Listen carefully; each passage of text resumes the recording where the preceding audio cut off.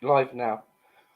Good evening, everybody, and welcome to the official topic talk. Please like, subscribe, share, ring the bell so you'll get a notification every time I produce content and I'll get a view. Today we've got a special guest, Brian Cockerill. Brian, welcome to the show, sir. Welcome everybody to the show as well. Thank you, Steve, for having me. I really appreciate it. I've been watching your show for a while now, and what you talk about was real sense. So I don't do a lot of podcasts with people, but obviously, what you touched on with them the other day with Marie Howarth was really good. So I think I'd like to help you, obviously, with what you're doing. I'll say thanks, Brian. I mean, it's a privilege to have you on, and everybody knows you as the Taxman. Yes. But not many people know the reformed Brian Cockerill. So I was going to ask if you could explain to us all exactly why you reformed your character and the steps that you took to change your character. Well, as you know, I used to tax drug dealers, getting into fights, burning up the fight for money, selling drugs, taking drugs, running the rave scene, run the whole of Teesside for about 5 constant years. It was multiple murders they had me in for, shootings, kidnappings, all these different things. Anyway, I started taking the drugs, and when my brother committed suicide, he got raped as a child, and he committed suicide 6 years ago, I think it is now. We all didn't know that he'd been raped. He left a note, and that's why he ended up killing himself. So I went off the boil, and I just like constantly taking crack every day, staying in the house, not going out. And then when I was going out, I was fighting with people. And one day I just looked in the mirror at myself like, you're supposed to be a bit of a legend, you're supposed to be a bit of a hero. What are you doing taking drugs? Get off your ass, soldier, and get yourself right. I prayed to Jesus, prayed to God. I said, I need to get help. And he was like giving me guidance.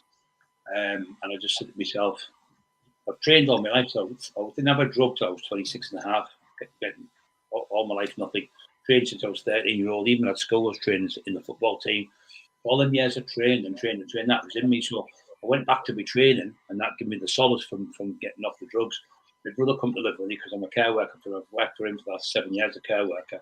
And that gave me a good job. And I started thinking, this is better helping people than actually hurting people. So I started helping people. We've created a channel to help people with mental health, because my brother suffers from it. My other brother did. My mum does. So I thought, if I can help people, so I studied it for years. I've learned psychology. So I started listening to a man called Joe Dispenza. He's a doctor. He broke his back. He said he'd never walk again. And he walked. So I think it was about 4 or 5 years. It took him to get back on his feet. And he goes around the world helping people. So I started listening to him and listening to what he does. And it's amazing what he's doing.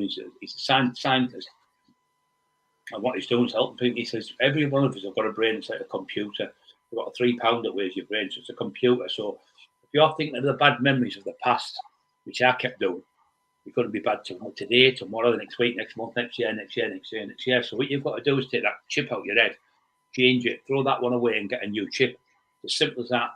And if you're hanging around with people who train, Rocky says this in the Rocky film, you end up like, if you're hanging around with yo-yos, you become a yo-yo. You're hanging around with good people, you become smart. So I was hanging around with people taking drugs. I was hanging around with people who sold drugs. So you're in that, it's the best gear ever, and you'd have one go. And once you have one go, and then that crack, it's like alcoholics. One goes too many, and 1,000 never enough. So you want more and more and more. So when it runs out, you're out fighting people and taxing people and robbing people. And not like normal people. I'm on about drug dealers. I never robbed any people who work for a living. It was always like low-life people I was robbing. But the drugs... So now you're informed.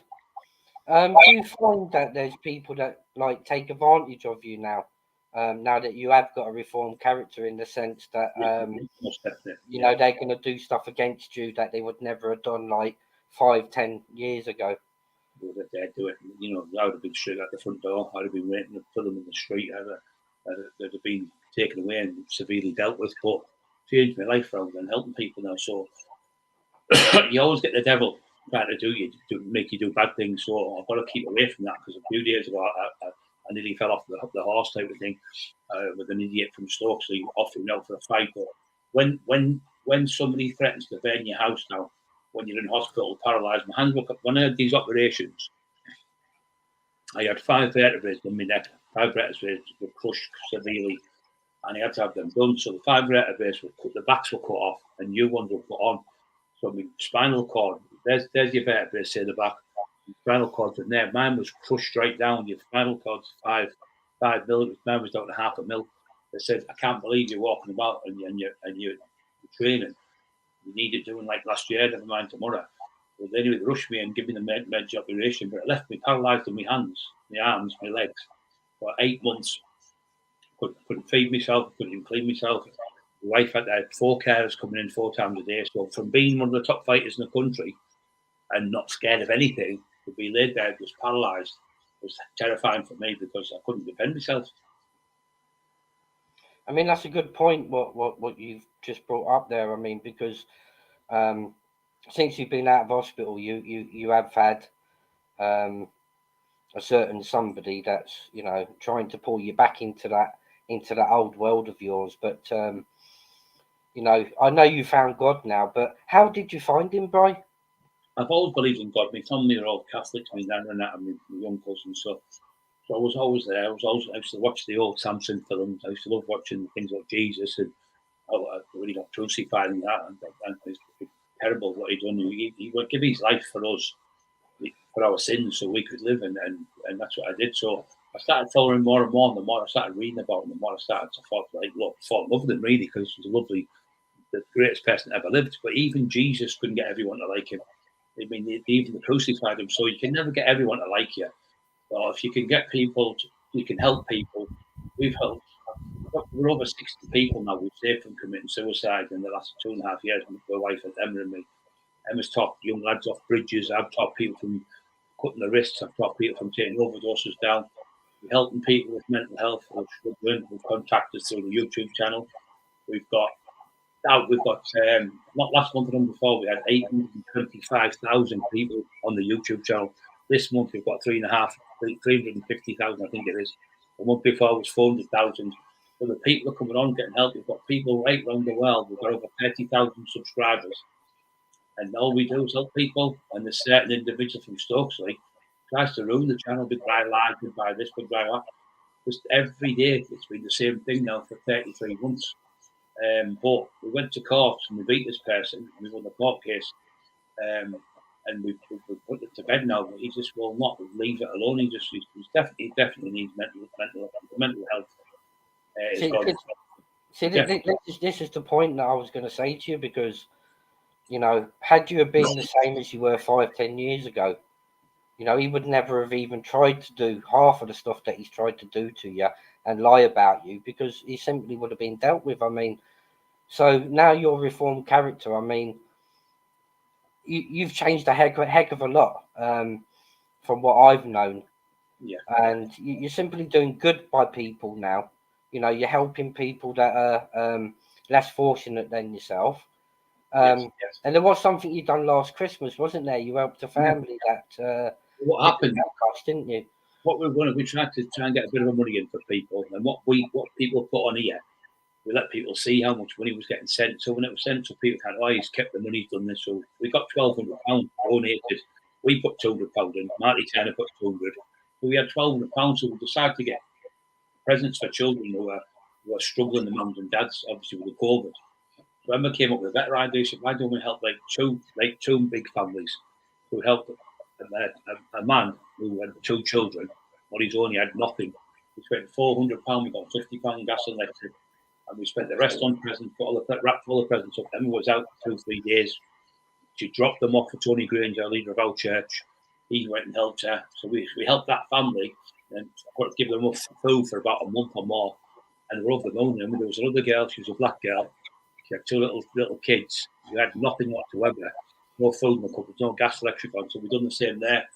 We spent £400 on them. And then we went to the old people who were struggling for gas, electric. We went and put £25 on people we knew in Redcar.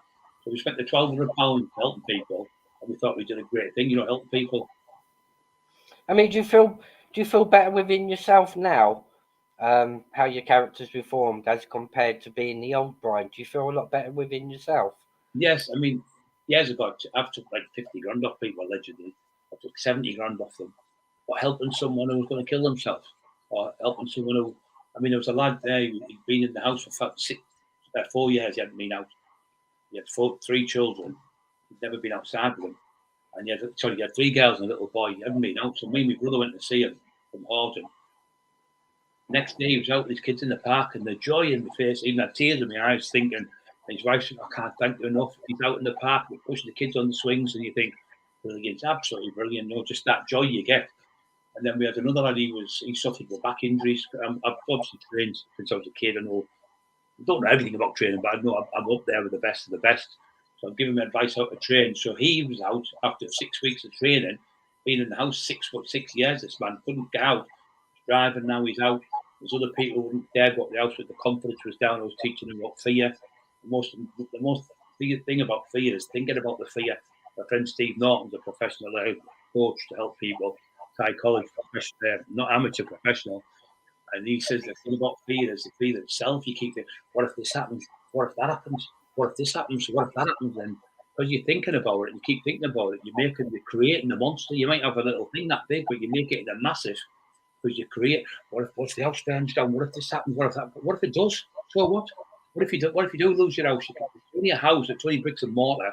And it's like people, they have houses. I've got 6 bedroom house. I've got 4 cars. I've got this, but you can only drive 1 car. You can only watch 1 television. You can only sleep in 1 bed. You can only go to 1 toilet. It doesn't matter if you're in a bed sit and you're in that bed sit and you've got a little job and you're happy and content with your life, because that's the most important thing, being happy and content in life. The people, you see these millionaires like Michael Jackson and George Michael, they've taken their lives because they're depressed. They've got hundreds of millions of pounds. It's not about the money. It's about here. You've got to get this right. The most important thing in your life is your brain. This controls everything. What thinks in this processor in here, computer in your head, that's what your life is about. And like I said, if you hang around with drug dealers, you end up taking drugs. You end up hanging about with bodybuilders, you end up becoming a bodybuilder. You hang about with people who are runners, you become a runner, or professors and things like that. So you show me your friends and I'll show you what you are. And that's so what you've got to do after drugs, what I did is what I used to do, I'd come off for a couple of weeks. I'm not going to lie to you. So I was on it, bang on it. I was taking more drugs than Pablo Escobar I was selling. And it's not funny, but I was bad on it, and I lost all my weight. I went down to 17 stone from 22 stone. I looked ill, and I just prayed to God, like I say. But what I was doing, I'd get off it like a week or two, and think, oh, I'm all right, I can have a go now, I'll be all right. I know I can be all right. Both one go, paranoid to death, what's that? Who's that out there? The paranoia is horrible. So I realised that one go starts another go, the paranoia comes up. The only way to stop us, get rid of your phone with all the people's numbers who can phone you to say, I've got gear here, do you want a bit of gear? Get rid of your friends who are not your friends, they're just associates who want you on the drug. And the same people who I was spending tens of thousands of pounds every other month with, when I cut ties with them, they never come once to say, how you doing? Had you go for a drink? Do you want this? They're just feeding off you because you're buying drugs off them. They might give you a little bit for nothing, a tenner's worth. You have one go and you spend 300 quid, 400 quid. They're just bottom feeders, really what they're doing. And how hard was the struggle to beat addiction? It's very hard to beat, but when Emma, I was off it for about 3 months when Emma come. But Emma come, I think like God's given me an angel because I needed someone like strong with me. And Emma's strong, so she's the strongest woman I've ever come across in my life. So things happen to that girl in her life, and she still smiles with everyone, still gets on. She loves animals, she loves kids, she loves people, she loves helping people. She won't say no to anyone. And me and her are on the same page. And when we go to bed tonight, saying, all right, love, yeah, and we'll lay there and we'll watch a bit of telly on bed. I say, we've done good today saving that young kid, or we've done good getting him in the gym, or we've got so many people in the channel that thank us. And you go to bed and you look at all the comments and you have tears in your eyes sometimes with joy. My eyes, I'm over the moon, he's out the house.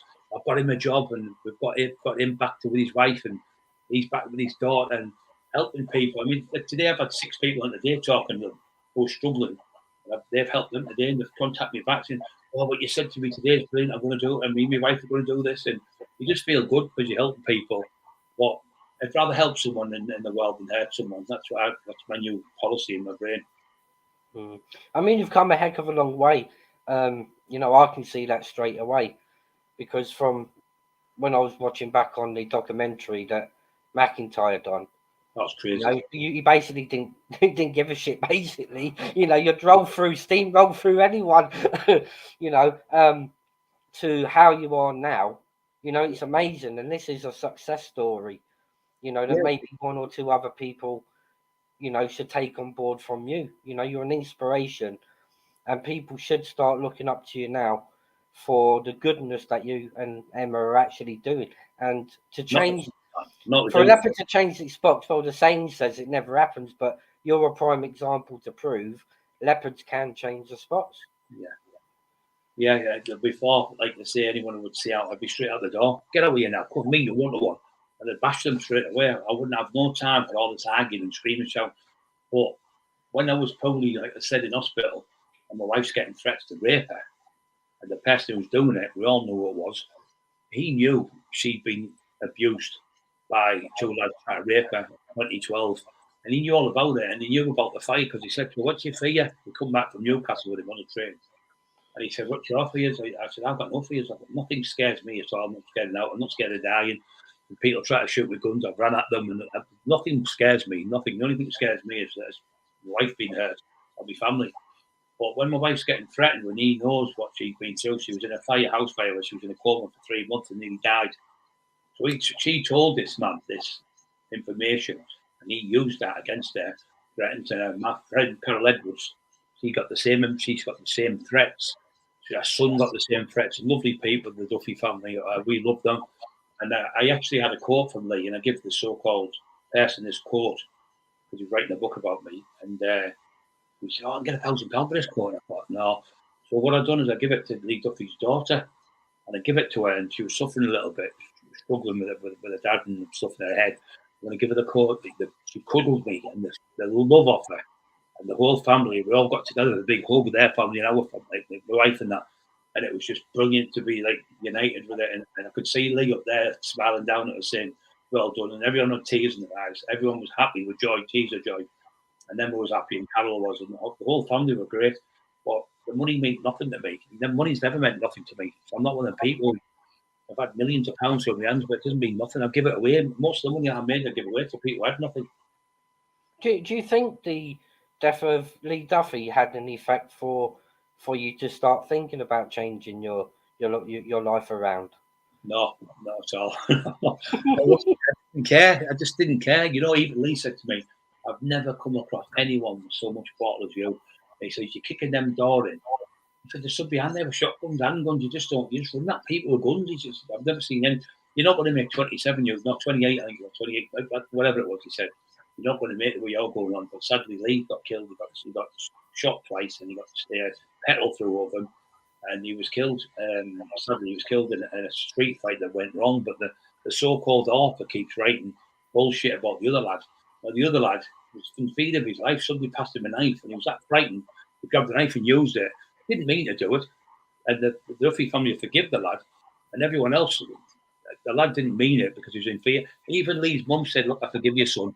Lee wouldn't want you to go to jail." And the lad never went to jail, and he got off with it. So he didn't murder Lee. What happened? It was a street fight that went wrong. But the other horrible person, he regurgitated, "Oh, he stabbed him 7 times." It was one. It was once. He keeps making stories up and going around and videoing it and going on and on. And he never even got permission off the family. He never got any permission off that family. And he's kept every single penny off every book and documentary he's ever done and never paid anyone a penny. That's why we went to court, you see. We went to court because we've done the book with him. We haven't been paid. We went to court and the judges wanted the book back and everything. So just disgusting, despicable the way he goes on. We've tried to help him. We've had the church leaders talk to him. We've had friends talk to him. We've tried to get him together and shake hands and forget about him. You move on, we'll move on. We just cannot do it. There's definitely something wrong with him. But I think the reason why he's doing that, you know, is because he's seen that you're a changed person now. Yeah. You know, you're out of that sector, you know, of going out, not giving a fuck, and, you know, steamrolling through people. He's seen that, and I think he's definitely taken advantage of that.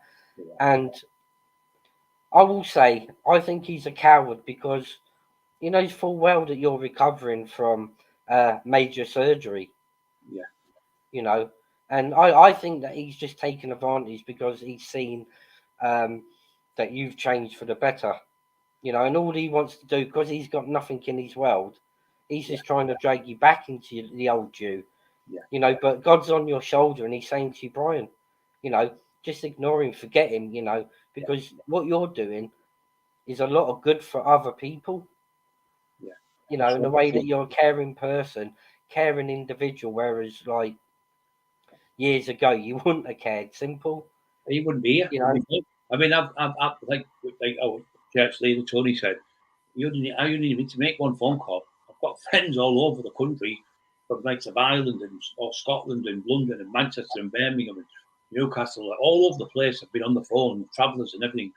Do you want us to sort this out for you? Do you want us to sort this out? No, don't, please, I've changed it. If I do that now, God won't forgive me in my head, so I don't want to do that. But there's that many people, but every time people go to tell him to be here, he phones the police because he worked for the police.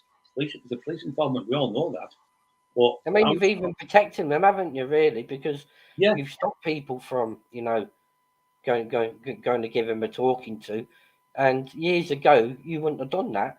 no, well, that You can know, yeah. you got any plans for this Christmas? You know, for doing anything for helping the less fortunate families again, as you did Yeah, last year? well, we're doing a one on bonfire night, Halloween, sorry, night, Halloween, for an 11-year-old little girl and a dad he's got nothing. So we've got about £120 now. So we've got the barrel of apples and stuff and dump them in the thing. And there's other kids going to be there. It's a birthday party on that night. So we've gathered that money. We're going to go and get loads of streamers and balloons and all sorts and make the kids have a great night for the kids for that one man who's struggling on his own. And he was like nearly in tears when we were telling us, no, we'll come and help you with that. So people have donated to the channel. We've got to put some more money in as well. So we're going to have a great night for the kids for that. And at Christmas, we always help people at Christmas. Anyone struggling, we go around, help them with taking food, campers and stuff like that. We get for people, but it's just good to help people at Christmas. And how did you manage to get off drugs? You know, what was the remedy for you? You know, to stop taking them. Well, God said to me, look, you can do good for me. You can do a lot of good in the world. You can speak up and tell your story and tell them how you got off the drugs, how bad you were. Won't be frightened, because when I was doing the book of the author, don't tell people you've been on drugs, you'll destroy yourself. And no, if Tyson Fury can do it, and Mike Tyson were miles bigger than I am, and people like Frank Bruno come out and say, I suffer with mental health through the drugs. This could help maybe millions of people around the world. If they can do it, these are miles ahead of me. And I've come out and told the truth and let people know, because I've done it. People come on, Brian, you're like a life coach to me. Thank you very much, the lad said today. And what you're doing is so positive in your life and so powerful. Your speeches and how you talk and you help the people. He says, I can't believe how well I feel since I've been listening to you and listening to what you tell me what to do. So it's great to get that feeling. But we had another lad who was living on the streets. He had nowhere to live. We went down. We helped him with the community. We helped him with the council. We got him a flat with them. I think he got about £2,000 or £3,000. We went down. We fed the dog. He had a little dog called Daisy. We went down. He was living outside. I think it was Farm Foods or somewhere, shop like that. It was in Stockton. We went down. I got him a big trench coat. I bought him food. I bought dog food for the dog. We went down every day until he got the homeless man off the streets. We saved an army lad called Jamie from Liverpool. He was struggling. He was living under a bridge. He had no shoes on his feet. So we got him shoes. Yeah. We sent him talk time on his phone so he could phone his daughter. We got him in contact with this army lad. We got him in a place up in Northumberland. So we got him from Liverpool to Northumberland. And he's in work now, and he's working. He's seen his daughter. We got another lad. We were walking down to Stockton where we live. Brian, please, Emma, please help me. I need help, please. He's having on drugs. I'm ex-army. Been in the army 5 years, this kid. And he was wanting to come off the drugs. Said, please help me, brother, please. So we got him. We took him home, cleaned him up, got him some baccy and stuff. So we had to take him to the rehab, but they said, you can't come in the rehab because you've got to be tested for the COVID. So we went over the COVID stations, and I knew there was a black lad there I know from years, a really good lad, big bodybuilder, and he said, I'm not supposed to do it, but I'll get him in now for you, because you're supposed to wait, get it one day and then get it the next day. So they tested him, come clear, we gave the all clear, and then we took him to the rehab in Hartlepool and got him in the rehab. Steve called him, and he was over the moon that he was in there, just to get off the streets and get off the drugs. And these army lads, some of them we know quite a lot of these army lads, they're struggling because they've gone to war. They explain it. The real heroes in this country are our servicemen and women who give their lives. They're sitting where any second, not minute, any second, they could walk into some landmine at the time when the wars were on. They've given their lives for us. We sat here talking to each other like that now because they've saved our country through all this tyranny and the terrorists and stuff. They've put their lives on the line and they've come home to be sacked. They haven't got a job. They've got nowhere to go. They're living on the streets and they're becoming addicts with drugs because they've got nothing else to do. It's terrible how they treat our armed forces in this country. In America, it's totally different. I mean, the homeless situation around here. I mean, it is bad up and down the UK, and like you say, you know, for the ex-servicemen of this country, you know, they don't get slung a lifeline. Yeah, and women as well, Steve, because they're just as brave because you get them going out there, nurses and doctors, they're servicewomen and men. They're there. There's bombs getting dropped on them. They're operating on people, saving people's lives. They're the real heroes, not footballers that are on £500,000 a week or tennis players that are on £1 million for playing a game of tennis. They're good sportsmen. They're nice for kids to look up to. The heroes, the people who put their lives on the line for the country. They're the real heroes. And there's a lot of but they're the ones that we've got our freedom now, aren't they? I mean, if it weren't for them, we wouldn't have our freedom now.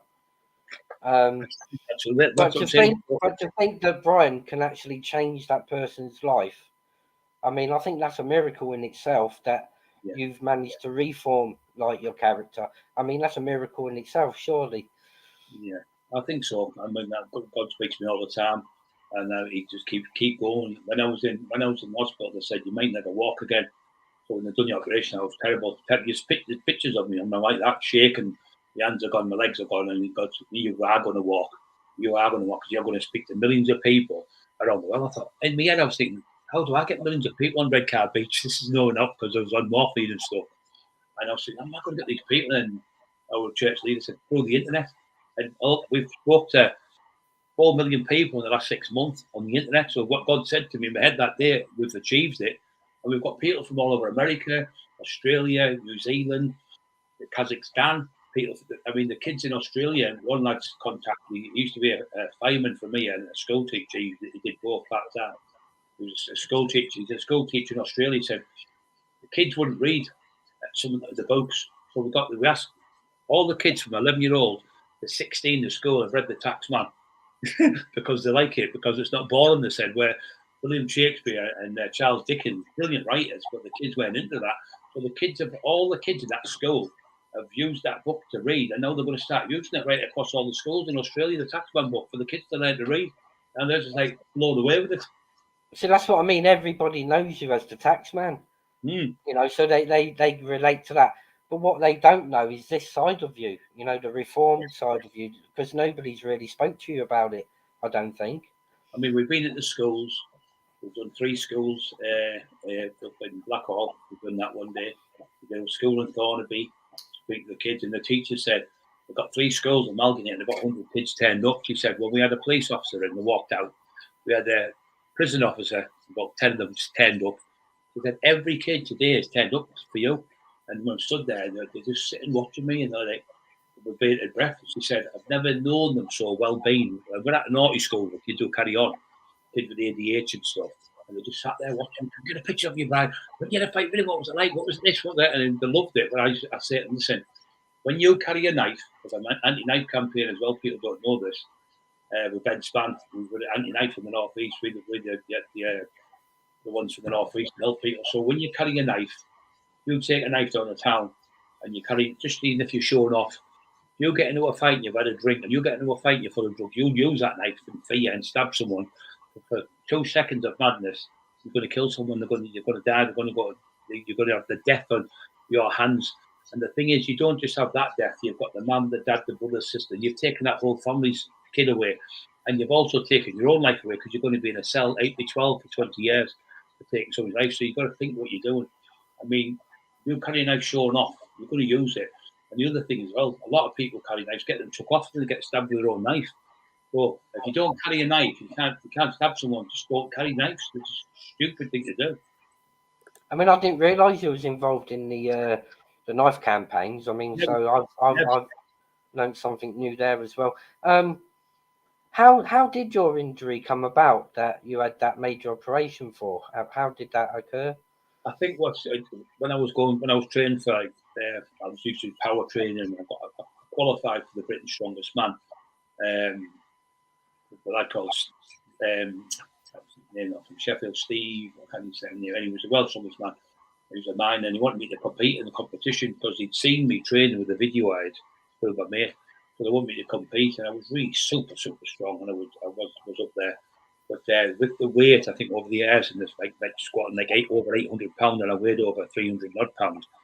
So you're talking, the doctor said that it's the stress of all that weight on your back, and that's what's crushed the vertebrae. But training from 13 all them years of pushing yourself in boxing, I mean, I got attacked in a house in Middlesbrough. Drug dealers jumped on me. There was 14 of them. Set me up. One followed me on a bike to where I lived, and then this found where I was at, and they phoned me from my man's house. They got me to go to this lad's house. They got me to stab me. 176 stitches, over 2 pints of blood, and he had my leg was all cut all the way down with a machete. And there's a lad called Cookie. He tells the story about what happened to me, and then they couldn't knock me out. I was just fighting back and throwing punches. They said he was like a lion. We were like hyenas, and he was just throwing us off. He said he was that strong, we couldn't put him down. And these were big lads. They weren't little lads. And I said, that's him finished now. Never start. That's him finished. He'll be in Blackpool. He'll retire. He'll probably grow daisies or something, or daffodils. He's finished. 10 days later, I was out again, taxing him again. 10 days after the operations, whatever, my leg was holes all over me on a pair of crutches, fighting people with crutches on. I just didn't care. I never had fear of me. Never had fear of dying. It doesn't bother me. I mean, looking back on it now, was it all worth it? Well, it is now because I've changed my life around. So what I've did in the past, is built my name up, and that name's like a household name, if you want to say now, in Britain, because of that McIntyre. It's been seen by nearly 5 million people. In my documentaries, I'm doing another national documentary now with someone else that's going to be coming out. I did one with Royal Boat, a national documentary with Channel 5. I've done Channel 4, I've done with the BBC. So I've just done these tin pot ones where they're doing around the houses. These were national documentaries. McIntyre's huge, as you know. He came out 3 months filming, 3 to 6 months to edit it. So I've just done a movie as well. It's called This Is Birmingham. It's going to be out next year in March. I've done that. I'm only in about 4 or 5 minutes, but I'm playing a part of it, like a taxman, drug dealer, and showing them how to tax people, because they were trying to do the movie without me. They said, we're struggling. Could you come and help us? But because of the injuries I had, I couldn't do a big feature in the film, but they want me to play a massive role next year when they do This Is Birmingham 2. But what he's going to do as well, he said, well, we'll do your movie in 2 or 3 years' time. So the Taxman book's getting written out by Lee Wortley from down the road, Grimsby, I think he's from. He's Great Ayton he's from. He's doing it, and he's starting off from the very beginning when I was a kid. So we're going to do probably 2 books, part 1 and 2. But we're going to he's going to make the movie out of the 2 books, so he's over the moon. The lad who's done the movie from Birmingham. So that's going to be coming out. But yeah, but as is the author, he just keeps saying, I'm making these lies up, and he's making all these things up, but I keep producing the evidence and coming forward. So, it's just crazy. But I'm just, I'm just happy to get. He said the other week, he said, I've seen the state of him. He looks a mess. Well, for 58-year-old, and the injuries I've had, and the fights I've been in, the amount of holes all over me, I think I look all right. And the thing is, I've never been so happy. I'm happily married. I never thought I'd get married. I've got 2 beautiful dogs in my life. I look after my brothers, a care worker, a brilliant job. I go around the streets helping kids. I go into schools helping kids to keep them up. I do anti-knife campaign. I help people who've got nothing or struggling, like furniture and stuff. We've got people like beds, and we've got people settees, chairs and stuff. We've got the people's houses who are struggling to paint it. We've helped them paint the houses. My wife never stops helping people, so we do good in the community. I mean, that's great to hear, because this is a success story, because I think many people from the gangster background, they kind of find it hard to make that transformation, from being a gangster and coming into normal life. You know, it's that transformation is very hard. In the near future, have you ever thought about bringing out a book in the near future highlighting the transformation? You know, that might inspire that's what quite a few people to want to change themselves.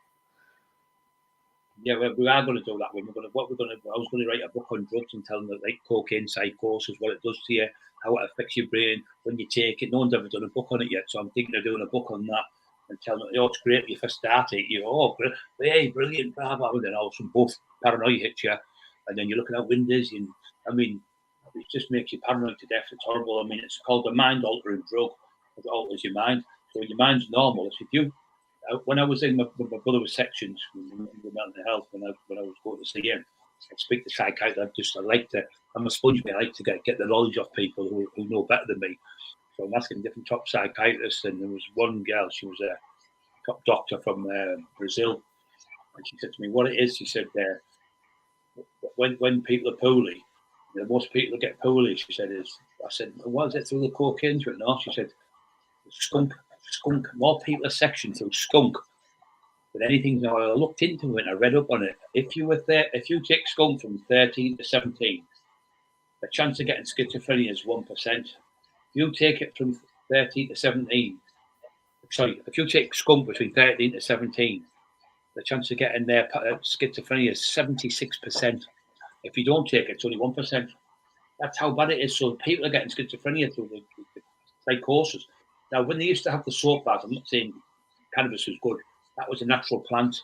But the ones that are grown now from the greenhouses in their own houses, these people, they're putting chemicals in there that are frying people's brains, and they're not washing out. When the plant was grown, say, in Africa and places like that, the plants were getting all the water's coming, washing out and cleaning it, so the plant's natural. But these are artificial plants that they're making, and the chemicals that are in it are just frying people's brain. And like I said, 76% chance of getting schizophrenia if you smoke cannabis, which is skunk now.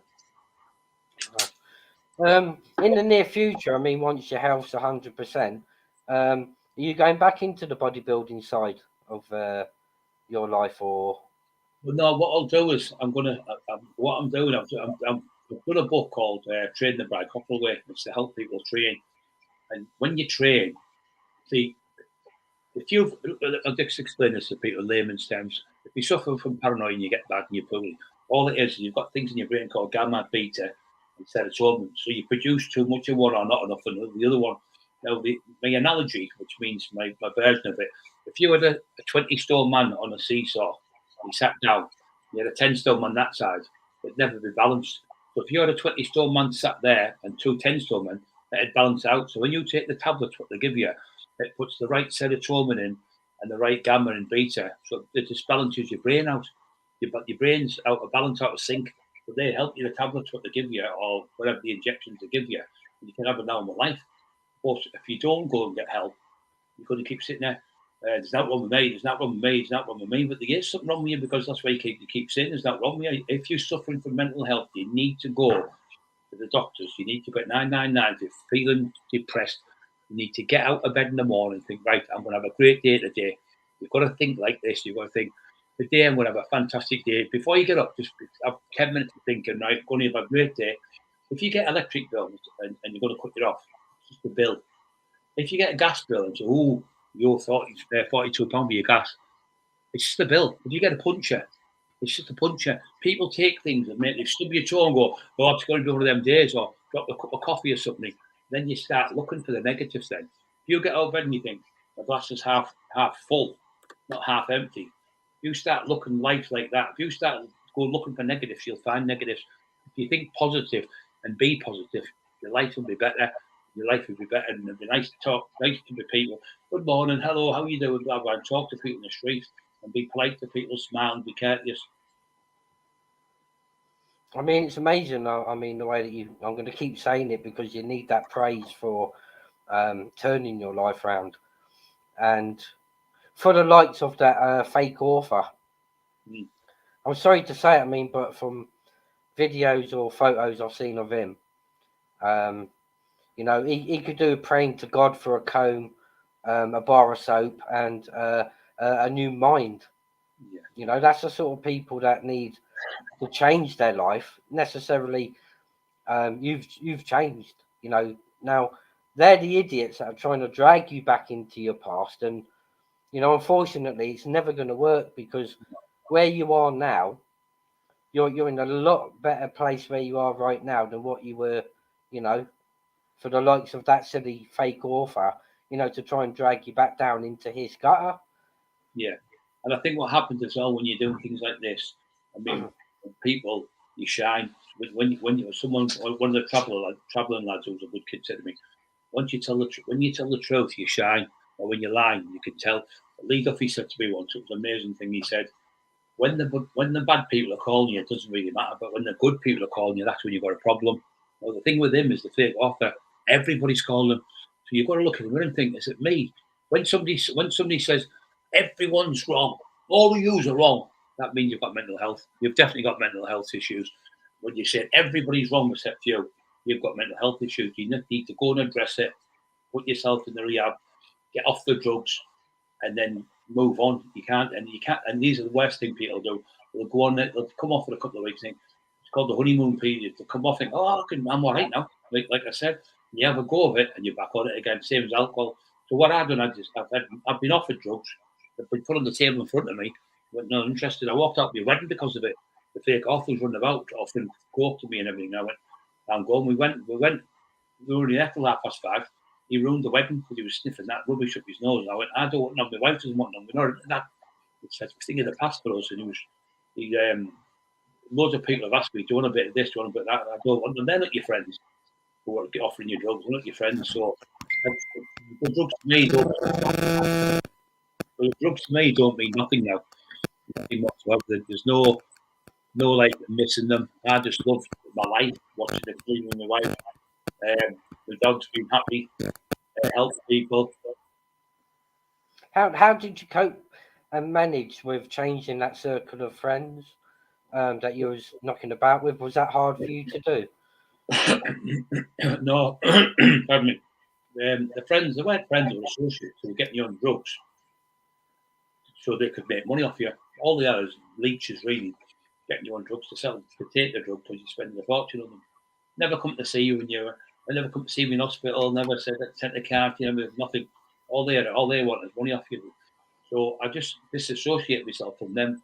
That started at my sister and my brothers, Jamie, Bobby, my other brother, my mum, my dad. Went and started seeing them, my Uncle Tam, my Uncle Fran, my Uncle John. So I surrounded myself with friends who don't take drugs and family. You only need 4 or 5 people. Somebody said if you've got a handful of friends, you're a very, very lucky man, a very wealthy man. And that's what you need to do. You don't need thousands of friends. You just need a few people you can rely on, 2 or 3 people you can phone when you're depressed, or someone you can speak to when you need help. You don't need to talk to the masses.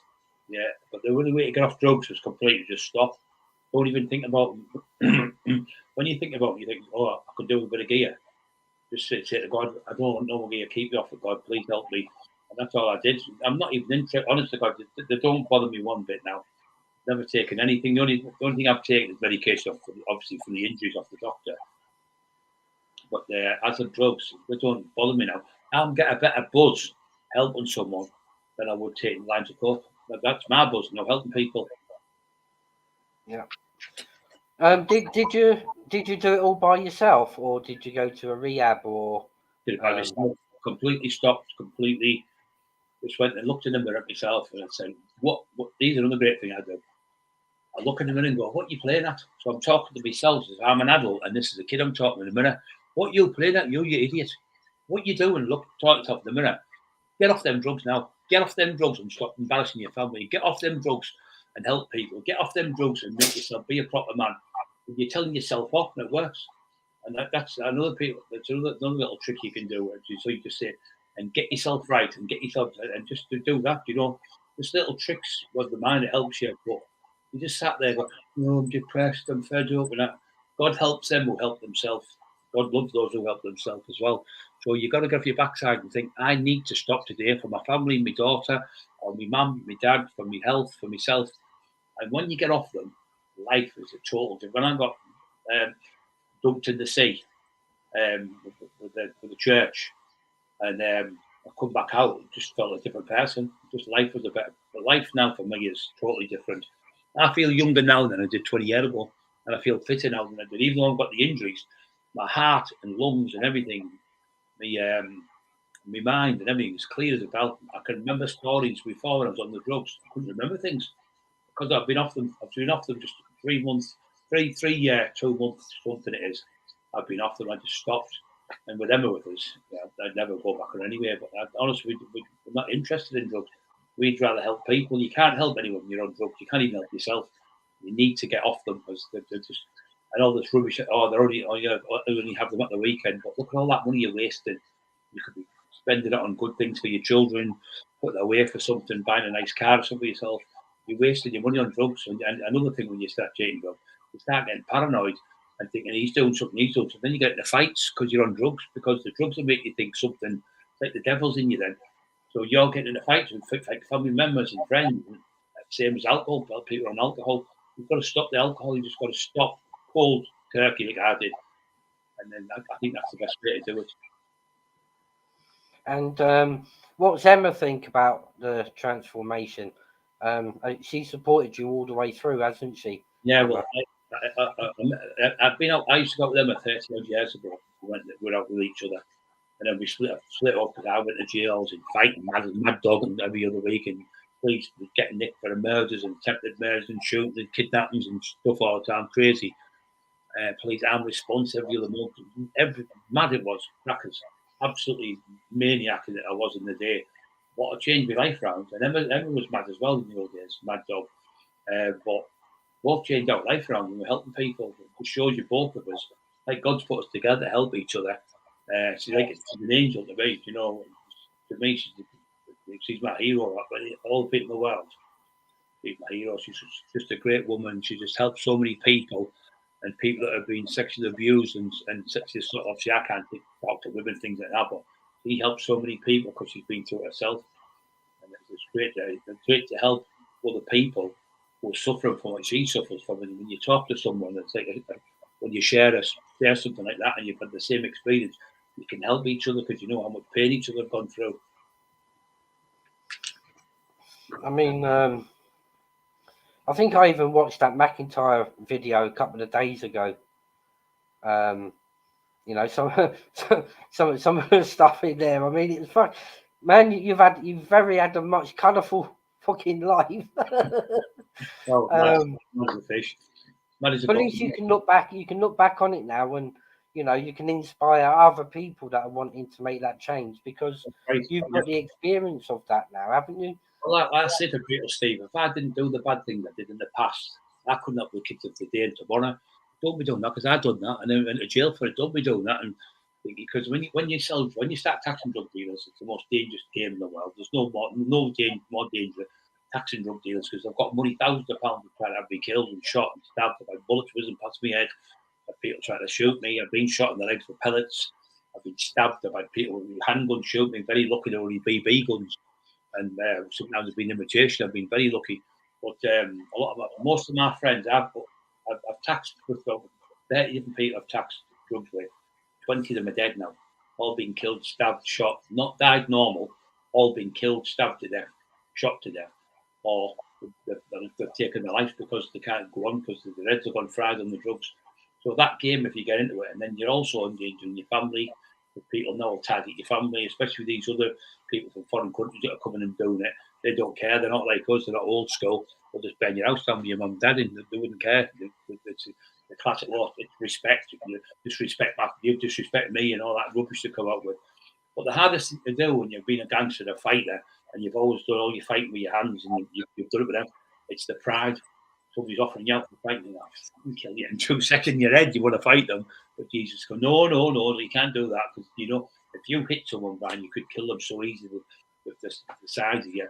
And you imagine me going to court, the Taxman, Britain, allegedly, people said I was the best fighter in the country, whether it was true or not. But imagine going to court from the 12, your peers of 12 people stood there, 20 odd stone, and you've killed someone, you're going to go to jail for life because of your reputation. And that's the other bad thing is once you get into that thing where the police don't like you, and they certainly didn't like me because I wouldn't work for them. They would blame me for it. Murders. I'd be in jail. Go in jail, get out and get nicked for a murder. I said, how the fuck can I have murdered, sorry for swearing, how can I have murdered someone and I've just done 6 months? The person killed 3 months ago was in jail. They went, oh, they've nicked me for absolutely crazy things they've done. And the other thing I was going to ask you, I mean, is that true that you did go for mayor of? Well, what happened is there was one person who won for the mayor who was a cop, and he had more charges than me. 17 charges he was found guilty. I thought, if he can go for mayor, I'll go for mayor. So I decided I was going to go for it. And do you know what? I don't think I'd have done well then because I was on drugs. But people are asking me to go for it now. They're asking me to go for it. People everywhere on Teesside saying, even traffic wardens and people that will stop and say, you should be running the town. You live at sort. You know exactly what all the drug dealers do. You know what this happened. You know about this one. You know about that one. You know you would be able to clean the town up a lot easier. And I think I've spoke to the mayor, the Middlesbrough mayor. He's a lovely bloke as well. But, he's doing well in the community, and we want to help. You know, with the things we're going to help. They're going to help us in the future with stuff. So I think what you've got to do, I think as a community, you've got to band together. I mean, I've come up with an idea that I spoke to people and said, why do we need machetes in this country? In Africa, you need them because you've got the jungle. You need them in places where you cut coconut trees down and stuff, or cane things for sugar and stuff. Why do we need machetes in Great Britain? Unless you're a farmer and you're exempt. So anyone caught with a machete should be jailed straight away. Caught with a machete, there's no reason why a 15, 16-year-old kid's got a big machete in the house, 18-inch machete. Only reason he's got that for is chop somebody up. But I think they should ban them completely off the streets. Anyone caught with them should be automatically jailed. Like in Holland, if you get caught drinking, you go straight to jail that day. You don't get a trial, automatic jail if you get caught, and then you saves all that money and taxpayers' money going to court and everything. You'll get caught. Why have you got a machete? You've got no reason. You don't live in the jungle. You don't need it. But they should be banned off the streets because that's the main thing that gets used in this area. Machetes on people. How bad is the how bad is the crime rate now round about your area? Is it still pretty high? Quite honest, 2-3 years ago, it was classed as the worst place in Britain for people being stabbed to death. There was 18 people killed in. There was 30. I think it was 30 people killed in 18 months in the Teesside area. It's horrific. And Grangetown was the murder capital of Europe for about 10 years. More people per person in Grangetown, Middlesbrough. More people were killed in that area than anyone in Great Britain for years. And is that by the knives, is it? Or is that by getting shot? Yeah. Mainly by the knife. Mainly knives, not so much guns, because when the guns started coming in the 80s, from like Manchester, Liverpool and Newcastle, London, I put a stop to it. I chased them, get them out, not having machine guns, bringing Mac 10 machine guns in, Uzi 9mm, and all that was on the street. And I went to the people who were selling them, and I stopped Teesside getting flooded with guns, and I chased them back, the people from the area, not bringing them up here. And that's why there's not so many people shot in Teesside, because I stopped the guns in the 80s. They were trying to sell them in the streets and that, and I thought there's going to be bloodbaths on the streets for people with guns, so I stopped the guns being brought into this area. And going back a bit to the beginning, I'll just what made you think about doing your first ever tax? You know, putting your mind back to when you done your first tax. Well, I did my first tax. What was going through your mind? Well, I was getting £30 a night at the door, and a taxman, I made £600. So I thought, I'm working on the door, put my life on the line every night here because they were fighting. I was running I think it was like something like, we had 17 doormen or something. And then he ended up with 30 doormen. And I was running all the doors, lot of doors. But it was hard work, you were getting 30 quid a night. So I thought, I just made £600 there in like 20 seconds off a drug dealer. So I thought, this will do for me. This is better than working. But then you've got to be able to fight. You've got to have the bottle because you won't last 2 minutes because you'll just wipe you out. But I was lucky. It's like McIntyre said, the most strangest thing about Brian Cockerill, he's still alive and he's still taxing. How's he lasted all these years? See, that's the part I saw. I thought not many people that are in that line of work, will survive more than 5 years, because their families would have got out or they would have been shot or stabbed. But 30 years, I mean, that is a long, that's a long history. No one will ever to do it again. But just lucky. I think God's always been on my side. You know, the attempts on my life was unbelievable. I mean, people have tried to kill me over the years, but I've just been lucky all the time, and just been. I am really, my IQ's through the roof.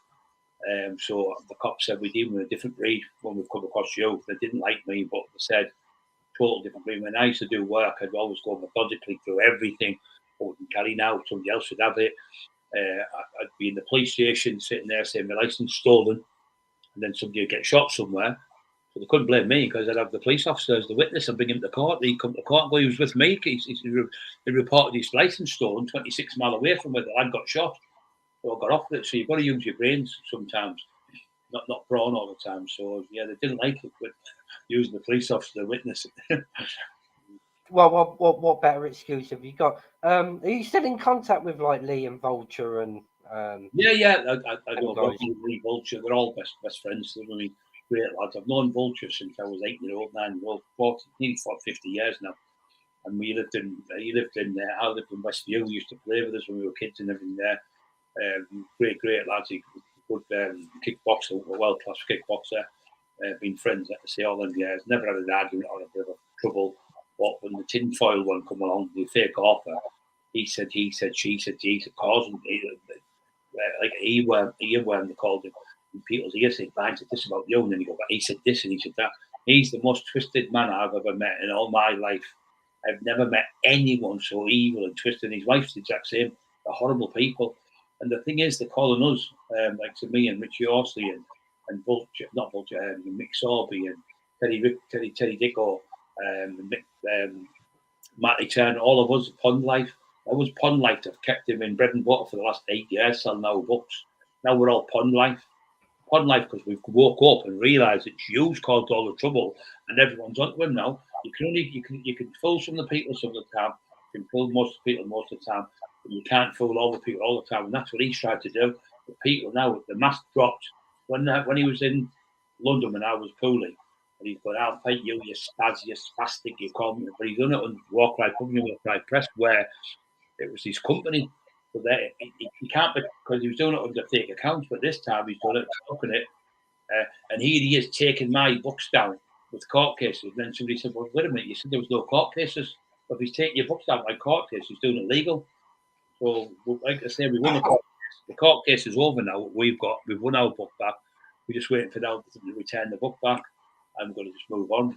Whatever he does in his life, we're not interested. But for people, what does that mean? Does that mean they've got to remove all the books out of the shelves in the shops? Is that what it means? I don't really know if they have to do it like that. But what's happened, I think, because the judge said to us that what the Walk Right Publishing, Walk Right Press don't exist as an entity, and I said, "What does that mean, Your Honour?" And he said, "Well, they don't exist in Company's House, so therefore they're not paying tax." So what's happened is now is they've got third parties selling the books online. So I think third party takes them like 35% off you. So it'll be 35 of one, 35 another. So for instance, you might give it to one shop like Gardeners.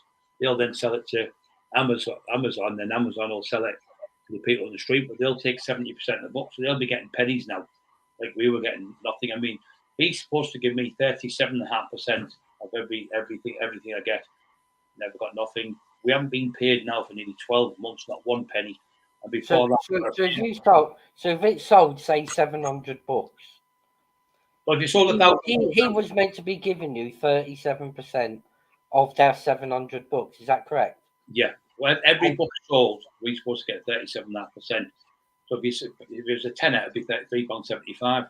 So if it was 100 books, it'd be £275, and so on and so on. But we haven't been there.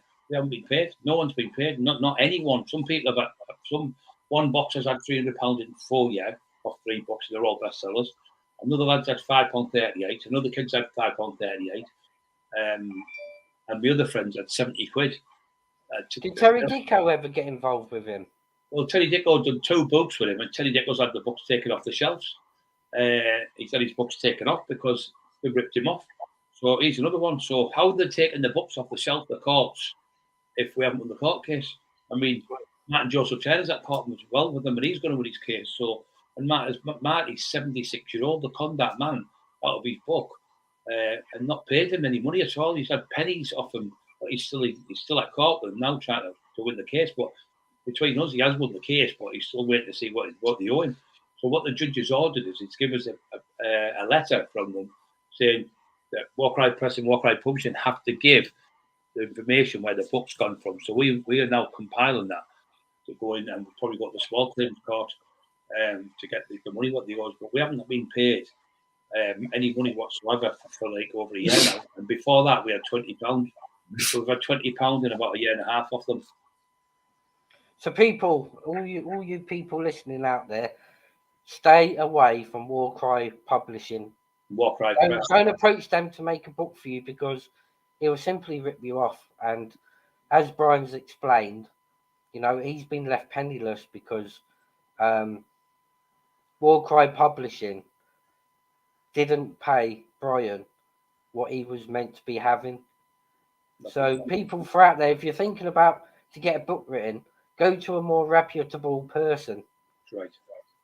You know, I'm sure Brian can push you in a direction of a reputable person. He's another one, Steve. Yeah, I asked for invoices because when I worked with John Blake Publishing, you get invoices every 6 months, you get paid. So when I went to court, the judge said, what a way of proof royalties mean what you get paid every month for the book. What way of proof if you give Mr. Cockerill for the last year in proof of royalties you went out? Went nothing at all. Went no, he said full disclosure. So they give us disclosure in the very first hearing. So we were at court, and it was called a telephone conference where you go in. Brian Cockerill said, Brian Cockerill's now in the conference, Judge Cook, Jamie such and such, Rob Brenton, War Cry Publishing, War Cry Press. So we were in there. He recorded the court hearing, went to, because there was no magistrates. You can't go to magistrates for civil court, so you have to go to the Crown. It's the county court in the Crown. So you dealt by Crown Court judges. He recorded the full conversation, put it online, and went to, I think it was a Spanish TV series he must have got. It was the Spanish judge was just talking, the mouth was moving, and nothing was coming out. He then put over the recording of what happened that day. Here I am walking free from court. So he was charged by the judge for contempt of court, because you're not allowed to record in a courtroom, or you're not allowed to take pictures. That's why you see newspaper men drawing people in the dock and stuff. So he was done for contempt of court as well. But he's never been to court. So how can you get done for contempt of court? I've got the letters there to prove it. Everything he does is just lies. All these, from what I understand and what I know, you know, he's been telling people, oh, there is no court case, and he's not doing anything against me, and I'm not got to go to court. But you know, I've seen the paperwork personally myself. Yeah. You know, Brian's shown me the paperwork. You know, and for him to the biggest lie that came out of Tim Foyle's mouth, oh, there is no court case. But unfortunately, truth would always prevail the lies. You know, that guy's Tim Foyle, if you're listening, and I know that you're watching this, seek some help, mate. Yeah. Get off the drugs. You'll have a clearer mindset, and it'll make you a better person. You know, I'm sure Brian can instruct you on how to do that, but whether he wants to or not would be a different matter. You know, stop the lying, get on with your life, you know, live your life, and Brian's it should be a shining star for you to look up to. I mean, for a man, his whole family disowned him. His mum, dad, brother, his sister, his daughter, all of his family won't speak to him. He said, you did a video the other day, and on the video he was saying, my dog died and I was gutted. I can understand that because I love animals. But when you turn around and say, well, I've got a mum, my dad, a brother, sister, thingy, I wouldn't give a shit if they died. That just shows you what type of man talks like that about your family. And the other thing, I don't know if you realised it, I think you brought it to my attention. He said he's been off the drink or drugs for 5 weeks. Yeah. Yeah, and then 30 seconds later, you pointed out to me, he said, Steve, here, look. Now he's saying 16 weeks, which, like, within the space of half a minute, he fucking lied. 18 weeks it was, yeah. He said 5 weeks, and then he said 18 weeks. Oh, wait a minute, you were in London screaming, I'll fight you on down the gym, I'll do this. You can't fight, son. You've never been a fighter. You're not in my league. You never would be. The thing is, you need to stop this madness get on with your life, get help, because you know what, you've just gone down. Finally, you're going to have a massive heart attack with all the stress. You're taking more and more and more drugs. It's not going to help you. You're trying to mask your pain. You need to just pray to God and just come on and tell the truth. Say, listen, I made a mess. Sorry, Brian. Sorry, whatever, to everyone. I'm just going to move on. I'm going to get help. And everyone will go, brilliant. Get in there. You've done well. Well done. You come up with the truth, and everyone will just be on your side. When you keep telling lies and lies and lies, everyone just knows you're telling lies. You need help. You need to go in the rehab, get yourself help, because you can't come off it. You're one of these people that just can't stop. You told me that because I've been with you, and every time I went to schools with you, we were on tablets. Every time we did documentaries, everything. Every time we did podcasts, you were always on the drugs. You can't see the function without the drugs. That's in your head. That's a psychological problem. So you don't need the drugs, but you need to get help to get off the drugs, and then you need help by a psychiatrist to change the way you think. You're never going to get help if you just keep taking more and more and more and more, because it doesn't get better, it gets worse. There's a good bit of advice for you, Tim Foyle, and I do hope you take that on board. You know, because Brian's trying to help you now, and There's no way I want to help why you. he should try and help you, I don't know. You know, but you know, that's how much of a changed man Brian is.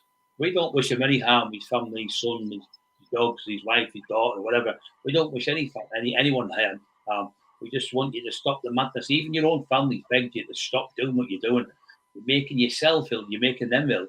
You're making a mockery of yourself. Just get off the drugs and get help. You need help. Address it and say, look, I do need help.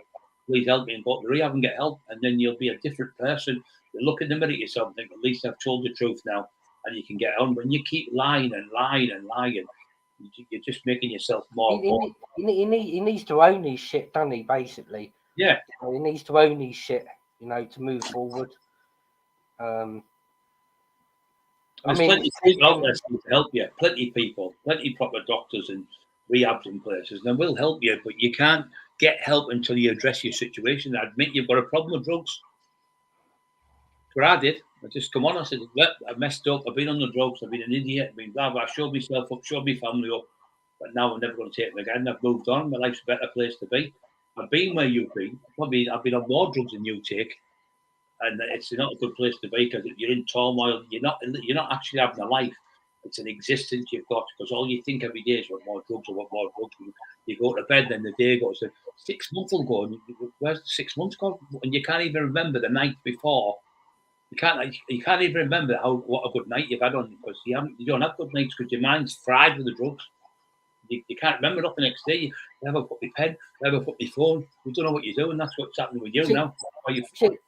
See, the other thing I was thinking about, he calls himself an author, you know, but from my understanding, he can't even type. No, he can't type. His wife phoned me up at Christmas. She said, women's school, and she went, Brian, he's doing this. I won't mention what he was doing, but he was doing horrible things to the family.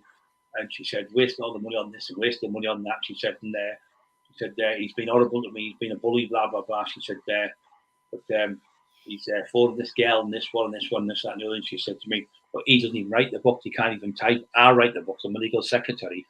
She said, and that's why I'm upstairs in the bedroom all the time. You can hear me typing. That's that noise you can hear is me typing. She said, he dictaphones them when I write the book. So even like when my wife written my book, the Taxman teaser that we did about Lee Duffy and myself, my wife did that. She did it with Steve Rafe helped us. So it was like a team effort. But I written that book because I'm not going to take the glory away from my wife. So he won't even give his wife the glory of writing the book. He has to be, I have written all these books. You haven't written one book because I asked you to type me a letter. You couldn't do it. Then I said, I'll give you £1,000 to type a letter live to prove you can type. You couldn't do it. Same as he said I was on crack. So I said, let's go. Let us have a drug test then. I'll take the drug test. You take one. We'll see who's telling lies. You wouldn't do that either. Because all you do is tell lies. You need to get help. You seriously need help. I mean, I've come across many characters like him through the YouTube community. But to be honest with you, I think he's the big and the worst that I think I've ever seen for the lies that he comes out of his mouth, and the support that he has, you know, if he has got any supporters, you know, the truth's been put out there. You know, I've seen all the paperwork personally, and you know, I'll vouch for Brian any day on that, because You know, Tim Fall's trying to say there's been no court cases, blah blah blah. I mean, either he's been on too many fucking drugs and he ain't even realised or woke up to see the letter, Yeah. which he knows full well what's going on. You know, that's probably why he's taking more and more drugs to block it out. Yeah. You know, but you know, don't let anybody get fooled by Tim Foyle and his lies no more. You just You do know? not get paid. You don't get paid. I could on my brother's grave, who took his own life to hang himself, on my dogs, on my wife. You don't get paid, guys. You don't get when you ask for invoices. You get, oh, what it is, he's away and all of that, blah blah blah. Any other company, I asked Stephen Rafe the other week for some. Within 5 minutes, he sent me them on the internet. Oof, just to my phone. 5 minutes, he said. Oh, it take me 5 minutes back. Oof, told me a whole lot of what had been sold over 14 months. So when he went, big up Steve Rafe. He's a good man. He is, Steve Rafe. I mean, I've had to give a big apology to Imbri in the past. Yeah. You know, and I've done that publicly because that's what I owed him. We've never. He's an author as well. He writes books as well, doesn't he, Bri? Yeah, but what was Steve though? You just do what he tells you. He does. He says ABC. It's ABC. Jamie says ABC. It's A, D, Z, Z, P, Z. You haven't got a clue with him where Steve will go. Oh yeah, leave that with me. 5 minutes, I'll have it to you. I thought 5-10 minutes. It's all sent to me. Well, why can't he do this? Because the reason why he won't do it, it's going to be detrimental to the business. When we went to court, Rob Brenton, the owner, said, "Yeah, I've got the invoice. I'll have it sent to Brian. No problem. This is the 21st. This was 18th of January, 2021. I'll have them sent in a couple of days." Then they were done for contempt of court. Then they were back up in April. Where's the invoices you were told to give him? Oh, I'll get them next month, Your Honour. Then June come. They phoned up the court and said to the court, "Oh, we didn't know we're at court." So the woman said, "How can you phone me up and say you don't know you're at court when you must have had the letter to phone me up? The letter got to the house and they found it. Oh, we didn't know we're at court today." Well, how do you know? Why have you phoned me up and said you don't know you're at court? Because you've got the letter telling you you're at court. Absolutely ludicrous. And then why tell his subscribers that there is no court case? And then what happened then is we went again in October, then November, again in November, another judge. 3 times. He had 4 penal strikes put on him, which means if you don't comply, you get done contempt of court. So he had that done. So all the way through, they lied for 27 months, I think it was, 33 months now, I think 34 since I did the book. And all the way through it, lies. So when the court case come the other day of the trial, on the day of the trial, the judge asked him, "Where's the invoice?" He said, "Oh, I've misplaced them, I've lost them." That's what the author said. The owner of the company. He'd lost the invoices. I said, very relevant, isn't it, Your Honour? He loses them. So for 20 odd since January 2021, he's had them, but now he's lost them on the day of the trial. That's really convenient. So the judge then told him to give us. He has to give me all the outlets he's selling the book on. So I've got that now to go into Amazon and all the other different places to see how many books have been sold. But the reason why my friend who was a barrister from America, David, great lad, and his missus, they said the reason why they won't give the invoices is it'll prove how many books they've sold, and it'll be detrimental to them because they'll owe you that much money. But they haven't given us one invoice, they haven't given us one pay slip, they haven't given us one bank statement, and they haven't given us anything whatsoever to corroborate what we're making. Just lies all the time. That's bad business. I mean, you've got to be in business like that. You've got to have trust on both sides. Yeah. Because like, his fingers are in a cookie jar all the time because he's on drugs every day of the week.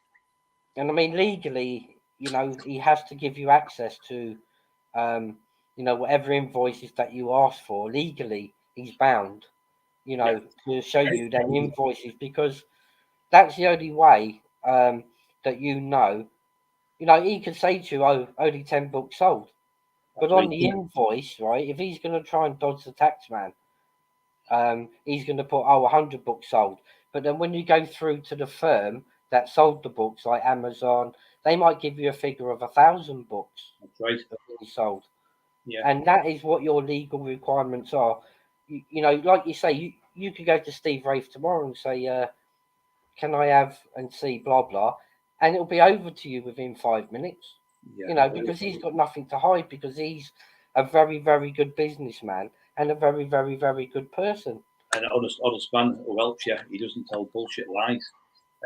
They all know what he is. Every one of these people, all the documentary makers, they haven't been paid either. The people who did the documentaries with them, all of them have been ripped off. Everybody who's worked for them has been ripped off. Everybody. And then he's gone, "I'm writing a book about this one." Then he's saying, He's doing a book about this one. It's all made up. And he's outselling J.K. Rowling. Come on. Oh, he's out. He's quite crazy. I mean, freedom for the people, true lies has just put. I'll put it on the screen actually because he's just hoping you would forget about it. I mean, that's a valid point. That is because maybe he did think that you would have forgot about it, but I think what they thought is because I was not the best at reading and writing. In fact, I have dyslexia. But with numbers, when I was dealing in the day with allegedly hundreds of thousands of pounds out there, I had rave clubs that making 50 grand allegedly on the doors and things like that. So I was dealing in numbers. Numbers, I'm a genius for numbers. Spelling, reading I can read, but spelling I'm garbage at it. I can't even spell JCB. But I don't profound to be somebody like that. But when it comes to business, my business mind is 100%. And when I ask somebody for an invoice and they don't give me it, I think, well, what's going on here? Because what he doesn't seem to grasp is when there's another thing you don't get a contract. Penny Dickos was this. Contract was a piece of paper. It said a man's name, say Tommy Smith, crossed out, Teddy Dickos at the top of it in pencil. The next bit was author, John Smith, to say, crossed out, author Jamie Doyle. And that was the contract. Like kids playing with a post office set at Christmas, absolute garbage. But when I asked for a contract, I never got one. But the 37.5% was verbal agreement. But there was never anything on paper. There was never anything on electronically. There was excuse. Oh, he's Rob's away. Well, there's a way. You only have to write the contract on a computer, send it, and it's got to you.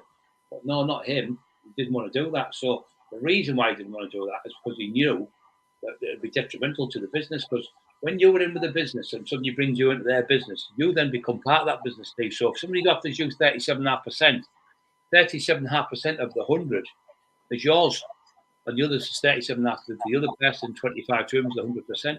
So when you come into a business, you have the right, because you're part of that business then, to ask for the invoices at any time, and you can give them, say, I'll give you a week to get them. And you have the right to do that. If they don't comply by that, you can take it to court, and that's what happened.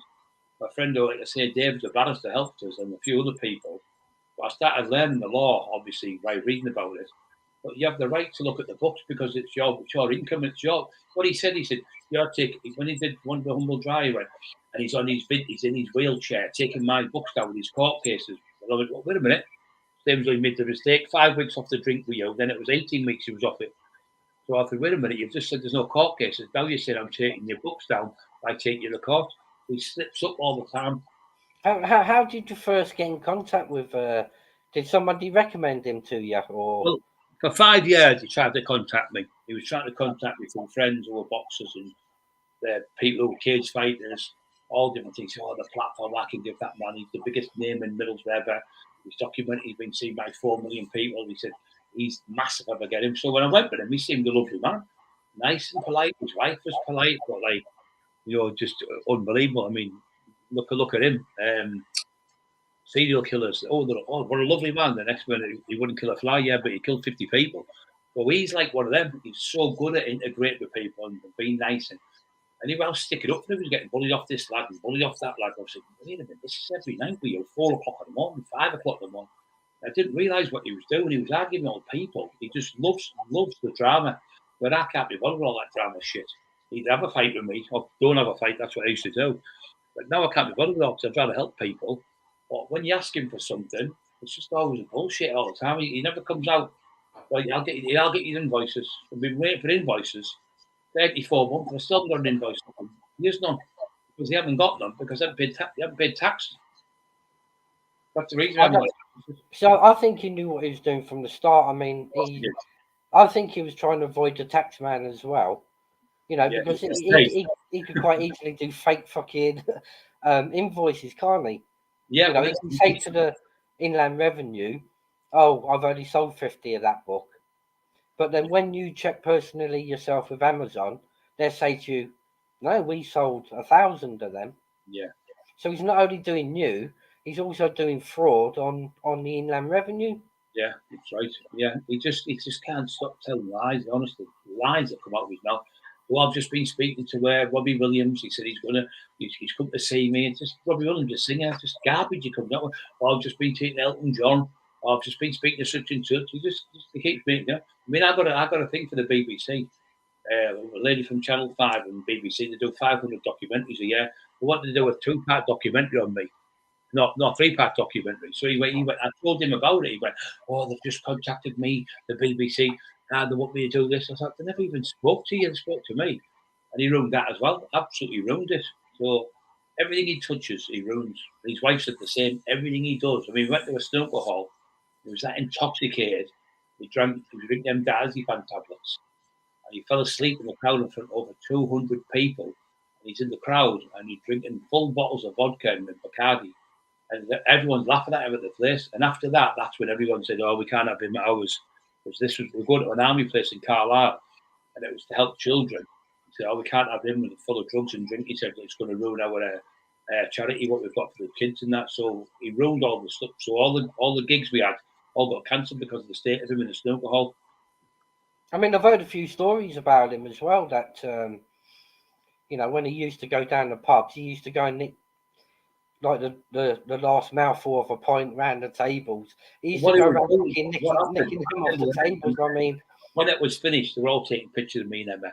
People going, "Oh, a lovely night, brilliant, lovely." A lot of tough lads, travellers, and that there, because they all knew me because I used to fight knuckle and things years ago. They all knew me from Bishop Auckland, from working the doors, so they were all talking to me, and we all wanted to beat him up. They were fuming with him because he was like he wouldn't put the mic down.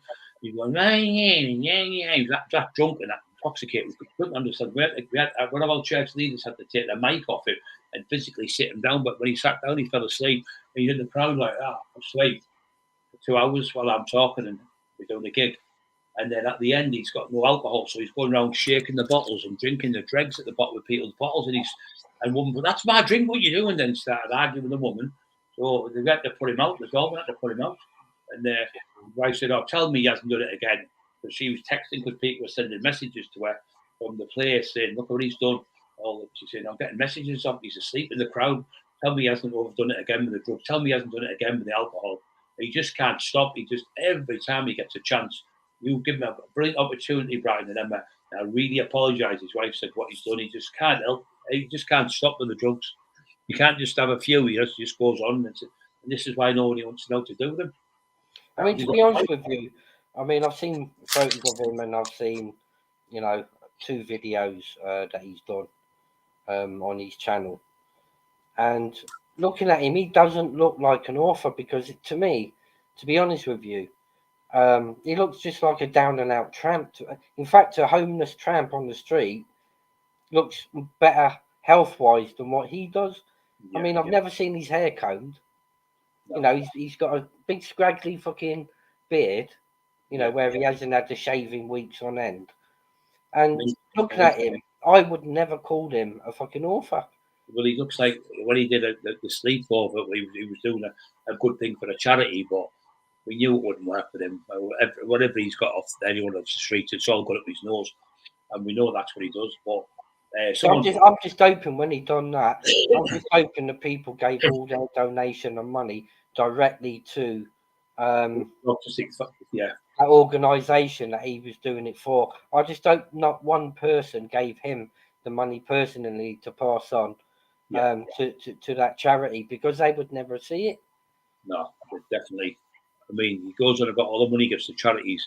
It's absolute rubbish. I mean, he's the only person I know in history to be bad out of a church for causing trouble. That's how bad he is. They're bad about the church. Imagine getting thrown out of a church. I've never heard of it in my life. I mean, that's just. I mean, I have seen some bad people. I've seen people that do stuff deliberately. I mean, but he just takes the biscuit out, and all he's tried to do is push you down or to keep you held down. But what he don't realise is you're a changed man. You're reformed. That's something he needs to do. The thing is, as well, what he's doing is these stupid videos he's putting up every day. People are looking at them saying, "Well, you're saying I put kids in freeze, 6 weeks old babies in freezers." It's just ludicrous when you're thinking about it. And people are looking on my channel going, "Well, wait a minute. All he did 1 month, he called me, put all these videos up. people are looking at the video. I'm going to have this Brian Cockerill. Come on my channel, went, the man's helping people. But yeah, brother, I've just seen a video of that such and such is the author. He's full of this, full of that. Well, what happened? Our channel got an extra 2,600 subscribers that month because the stupid videos he was putting up was actually, when they were coming to my channel to look at me and them, I think, well, they're doing brilliant, they're helping people, they're lovely people. It's just the jealousy. He's saying, I'm jealous of him. What have you got for me to be jealous about? I haven't got a clue what you're talking about. I'm jealous of him. I hope you're not. I mean, if you was jealous of him, I'd have to sit you down and give you a good lecture. Oh, but there's another one he's put on. Emma fancies him, he said. Delusional. My wife's beautiful, a proper beautiful looking woman. Why would she fancy you? Absolutely balmy around the things you come out with. But I really hope he gets help. I hope he's got a little kid there as well, you know, and that kid's suffering, getting tortured at school. He's even been on, there's another video of him. He's got lipstick on. He's put women's lipstick on. It's been on today. He's wearing women's lipstick on video. And just the things he's coming out with is just ludicrous. But I don't think he'll sort. I don't honestly think anyone will do another book with them, or War Cry Publisher or War Cry Press. I mean, Robert Brenton, who's the owner of that company, even he come forward and apologised in a way by giving us the proof we wanted to go into the shops, but he still hasn't complied to the court order because he's a compulsive liar as well. He kept saying we were lying. Brian's just a big potato head. So let's say I'm a big potato. So this big potato head's beat you, hasn't he, at court? Destroyed your company, destroyed you because you lied all the way through it. If you just give me the invoices and being fair with me, I've just done that movie. I'm doing another movie. I'm doing the Taxman movie. You could have been doing that with me, Tinfoil and Rob Brenton, but not because of the greed of you haven't seen the big picture. You've just grabbed what you can, and then the big picture is we're going to be massive in the future. So you could have come along with that trail with us on that journey, but you've lost it now.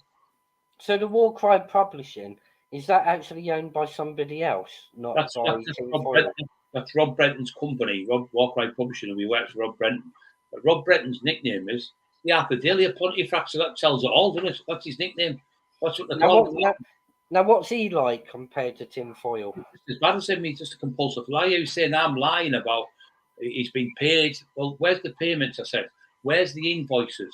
Where's the pay slips? Where's the contract? Why have I got all these court letters? I put a case on the other night where I had the court case from when it started until it concluded. Because he's going, well, where's the proof on the 17th? Where's your proof? So when I phoned the court, she went, oh, you might be waiting a few months. I went, no, I don't believe this. Because people are saying, well, where's the proof of the court case on the 17th? But then God again, on the 19th, the letter was sent out and I got it. I put it on the 22nd and showed everyone, here's the conclusion.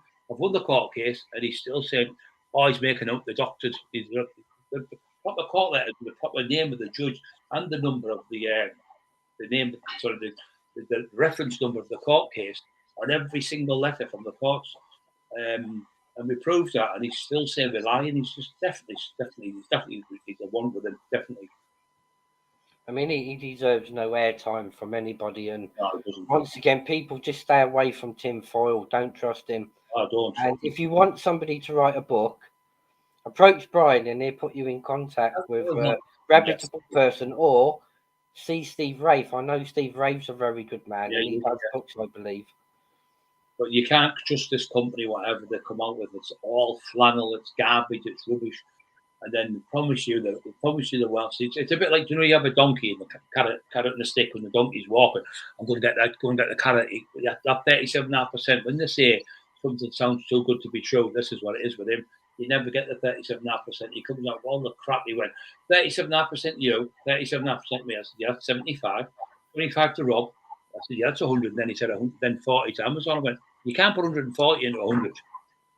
There's no way you can put 140 into 100. What are you talking about? Oh, no, you don't understand numbers. I said, one thing I do know is numbers. And that's what that was when he said, I'm watching Batman, I think he was watching.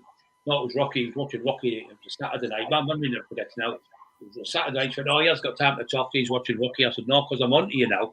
And I want the invoices. Now, all of a sudden, you started to pull away from me, not answer me. So that's when we fell out with him after that. So we went to court and we won the court case. It was a long haul. And I'd just like to thank all the people who stood behind us, because they all stood behind us. They all knew to tell the truth. But as for him making a movie with false sites, it's absolute garbage.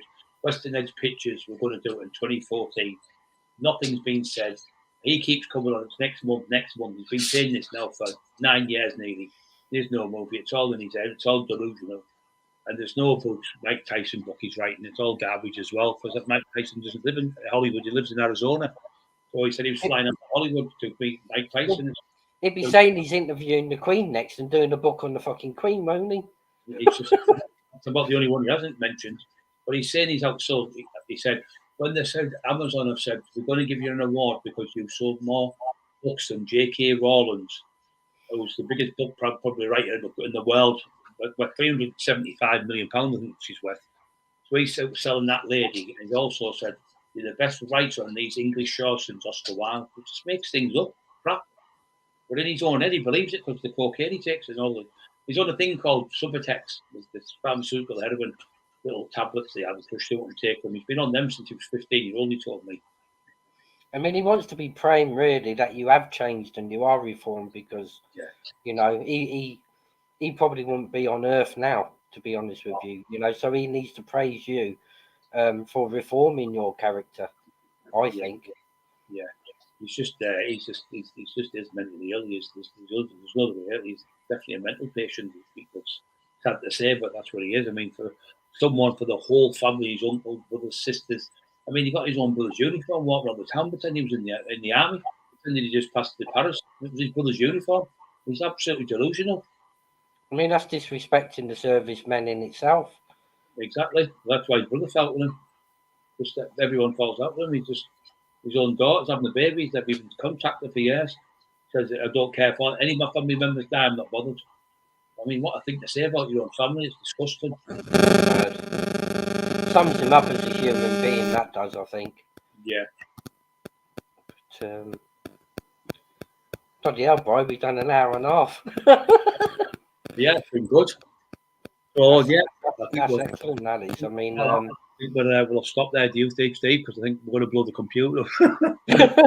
I think I've covered everything because, you know, like I was saying, everybody's heard and know about yourself as the Taxman, but you know, this is a side that I don't think you've really spoken to anybody about, which is the reform character, and I think we've done really well tonight. Thank you. You know, to cover and to show people from how you were, you know, to the transformation that you've had to do yourself. If I can change, anyone can change. Because I look at how bad I was on the Taxman documentary, crazy I was. I did promise Ronan. I said I'm going to cover like this side because you haven't really spoken to anybody about the reforming, and I think Ronan wants to wear all the gangster side, you know. So you tell him where the bodies are buried, though. Just don't tell him where the bodies are buried. But I do believe Ronan wants to do a podcast with you. Yeah, that'd be good. I like Ronan. Yeah, I've given his details to Emma, and Emma's contacted him, so I'll leave that between you guys. But you just keep I didn't want to do what he wants to cover, you know, because that wouldn't be fair. You know, I don't want to take it all. You know, I'll share the pie. What I'm saying, though, people, don't forget to keep watching Steve because he's got some great people coming on. His content's really good, and he's a proper, honest lad. He's not into violence or anything like that. He's just a nice man he's like a referee in the middle, looks at both sides of it, and he takes on who's who. He's not a horrible man. He's a lovely, lovely human being. I love him to bits. He's my brother, and he always will be. Love you too, Brian. We're brothers for life. I mean, at the end of the day, this is the side of you, you know, that I wanted to put out to people, you know, to show leopards do change their spots. You know, Brian's such a good man compared to how his character used to be, you know, and this is the side that people needed to see. They've always seen the gangster side of Brian, but no one's taken the time to ask Brian on the transformation of a reformed character, and I think we've covered it really well. So everybody, Brian's this channel, Emma's channel, there's a couple of other channels in the description box. Give Brian and Emma a like and subscribe, guys, because Brian's got some excellent content on his channel, and he's got a few podcasts coming up, I do believe, and he does 2 good shows a week, I believe. Is it on the Saturday, Sunday we do them because like people do the kids Monday to Friday. Then they've got Saturday and Sunday off on that, so we do them on the Saturday, Sunday night. So every Saturday and Sunday, tune into Brian's channel, guys, because it's always something different and it's always good. Yeah.